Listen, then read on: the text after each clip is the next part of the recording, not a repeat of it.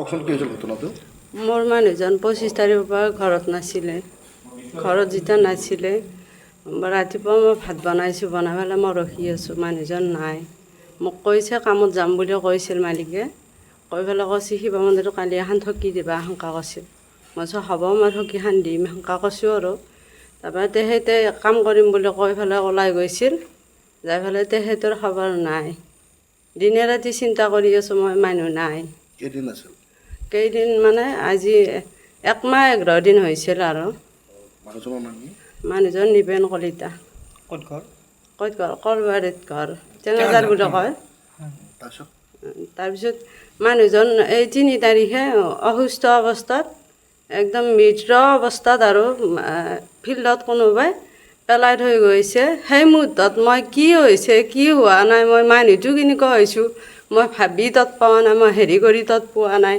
তাৰপিছত এতিয়া মোক বেলেগ নাগে নিয়াই লাগে মোক, যাতে মোৰ মানুহটো সুস্থ হয়। চবে গাঁৱৰ মানুহ, ওচৰৰ মানুহ, চবে আলহী কিবাই মোক গোটেইখিনি মানুহ মোক সহায় কৰিছে।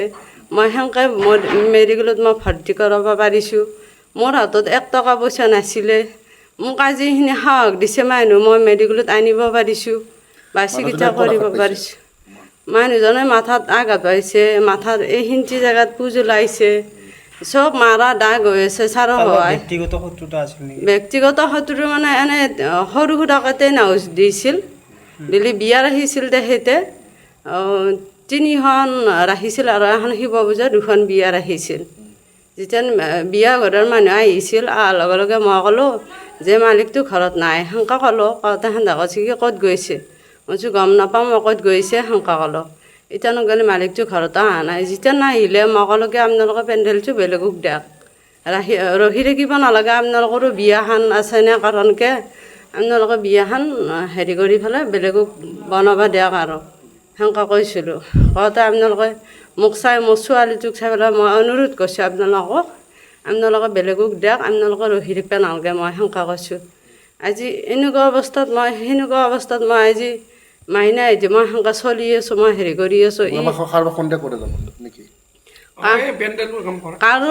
কাৰোবাৰ ওপৰত মানে পেণ্ডেলত কাম কৰা বা যিজন হেৰি আছে আৰু বা এই 3 জেগাত ৰখা গৈছিল, তাতে অলপমান আৰু এতিয়া মই নিজে মালিকে সুস্থ হ'লে ক'ব পাৰিব গোটেইখিনি কথা। মই কাজিয়া হোৱাটো গম নাপাওঁ।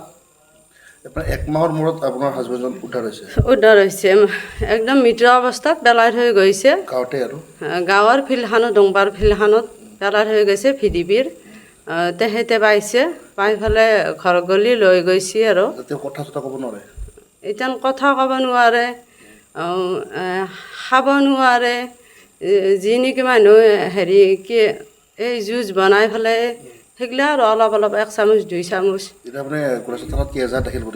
এজাহাৰ মই দি থৈ আহিলোঁ, এতিয়া নে এইমাত্ৰ দাখিল কৰিছোঁ। মোক ন্যায় লাগে, দোষী যাতে শাস্তি পাওক, একদম কঠোৰ শাস্তি পাই জানো দোষী। মোক আজি যেনেকুৱা কৰিছে ভগৱানে মোক দাঙি পেলাই এইখিনি মোক হেৰি কৰিছে। মোৰ মানুহজন সুস্থ হ'ব লাগে, যোনে যিমান পাৰে মোক হেৰি কৰিব লাগে, সহায় কৰিব লাগে। অনুৰোধ মই কৰিছোঁ আপোনালোকক।